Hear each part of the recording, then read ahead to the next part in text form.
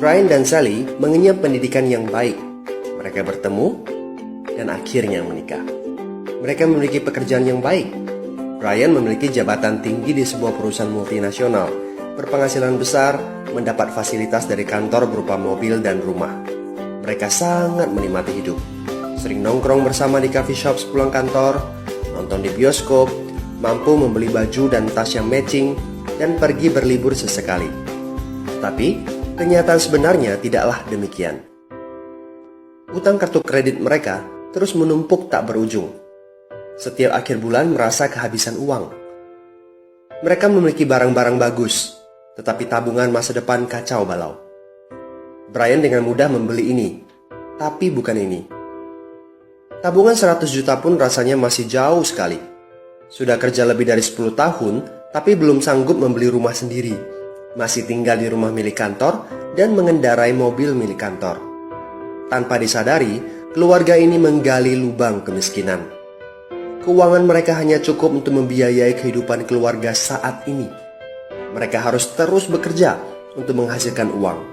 Pertanyaan yang paling ditakutkan adalah bagaimana jika mereka sudah tua, kemampuan bekerja sudah menurun, atau salah satu anggota keluarga terdiagnosa penyakit serius yang membutuhkan biaya yang sangat besar.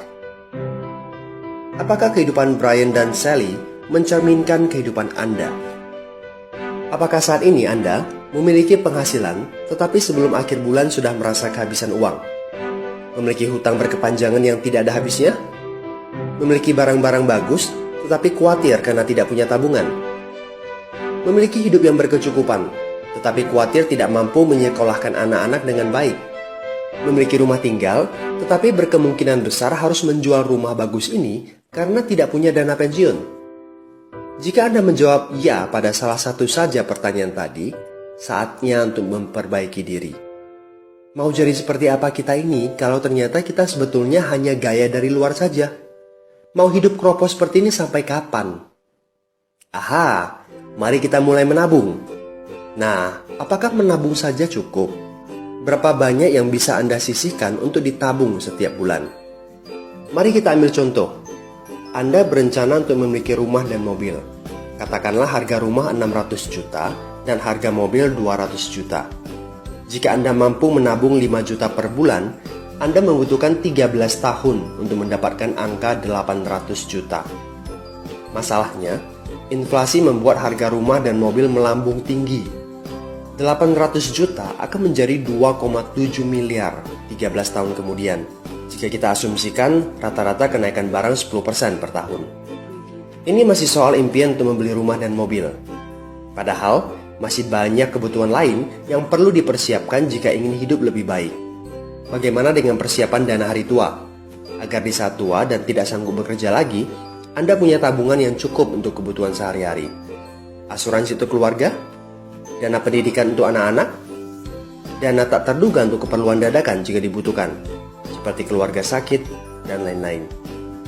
Artinya, Anda perlu lebih banyak uang untuk ditabung. Bayangkan jika satu bulan Anda hanya bisa menabung kurang dari 5 juta. Sudah jelas, jika langkah Anda hanyalah menabung, Anda seperti sedang menggali lubang kemiskinan. Hal utama yang perlu Anda lakukan adalah meningkatkan penghasilan Anda.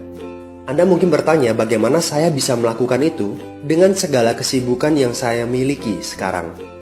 Apakah saya bisa tetap mencari income tambahan di luar sana tanpa mengganggu pekerjaan utama saya? Seandainya bisa, apa yang bisa saya kerjakan saat ini?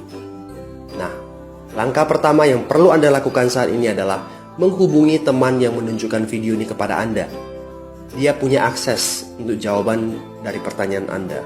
Informasi, itu yang Anda butuhkan saat ini. Terbukalah, seperti parasut, pikiran hanya dapat bekerja saat terbuka. So, segera hubungi teman Anda dan dapatkan video informasi berikutnya.